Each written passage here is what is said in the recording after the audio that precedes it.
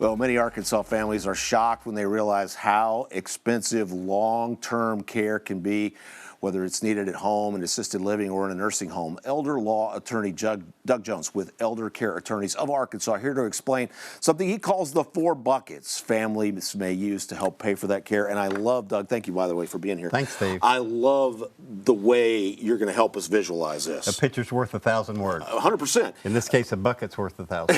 That's right. 250 words a piece, right? Yeah, To equal up to 1,000. Yeah, so let's talk a little bit about this, because people do come in your office and they're surprised, I think, a lot of times by the cost, what situation they found themselves in. You know, nursing home care in Arkansas, the average cost is $9,000 a month.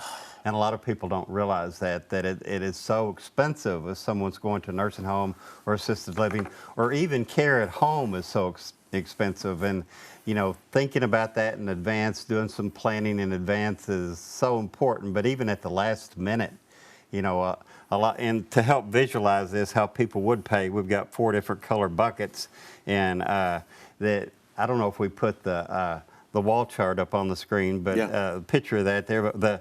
The green one's a cash bucket, and there we go. Yeah, and like the 3rd line down there, the cash bucket is where most people start because it's the easiest. Mom's got a checking account, so they just write a check. Right.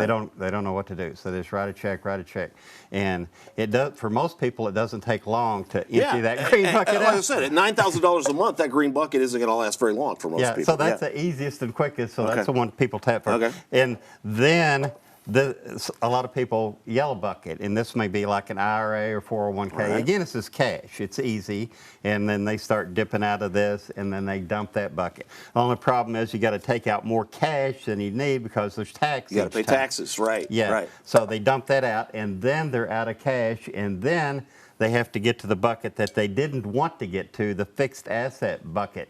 And this is maybe land, like Grandpa had a 40-acre farm that he left you, or 10 acres outside of town, or commercial building, or something like that.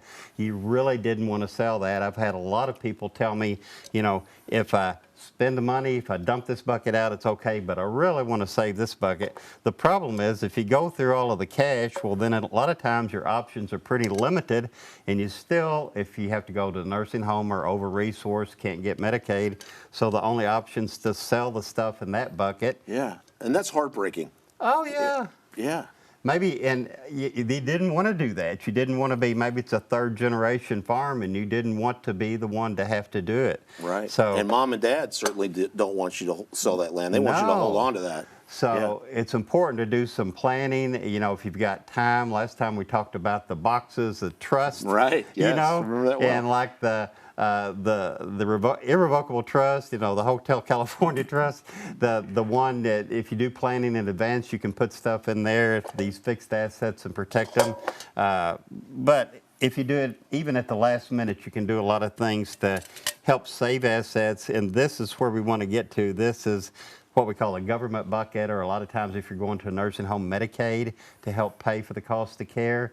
And the goal is to get to this point before you deplete this or this or this. And with planning, there's ways to do that to protect assets. So we don't have to run those buckets in the order that we you don't did have it. to. If we This is plan what people typically do, but you don't have to. Right, right. With some planning, you don't have to. So I think I know the answer to this before I ask it, but the earlier we start planning, the better off you're going to be, right? Right. If you start planning early, particularly, you know, since there is a 5-year look-back rule, if you have some big fixed asset like a farm or something like that that you want to protect, it's important to do some planning way in advance to protect that.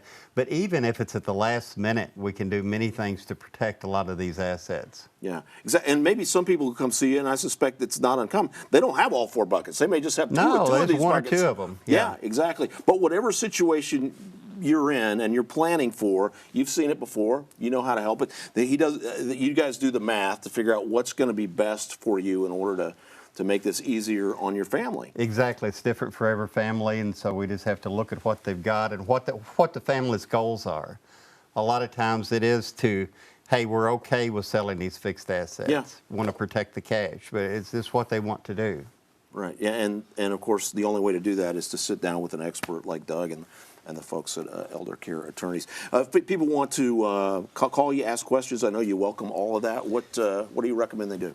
Yeah, they can give us a call, 501-843-9014, or here's a QR code they can zap. I think there's a free workbook. Yeah, it's called Workbook, but there's a lot of information in there and exercises to help walk people through some of this stuff. What a great place to start, by the way, if it's for at least your rudimentary questions, at least get you thinking on the right track before you go in and lay it all out. And typically, how long does it take to, if everybody's got all their information together? I mean, you can plan this you can make a plan over the course of a day or a visit or two, or how does that work? Usually we talk to them initially over the phone, find out what they want to do, and then if they want to do something, if they live local, they can come into the office, or we do a lot. One thing we've got to thank COVID for, probably the only thing, is we do a lot of video chats now. So if they live on the other side of the state, we can do that and get started. And a lot of times it's like the Brady Bunch. Kids are all over the place in different states, and we pull them all up on the screen, and it makes it easier. Pretty fun. Doug, thank you for your expertise. Thanks, Steve. Appreciate you being here to let Doug and everybody else help you get your buckets in a row. That's right. Thanks. We'll be back with more Good Morning Arkansas right after this. Don't go away. Thank you.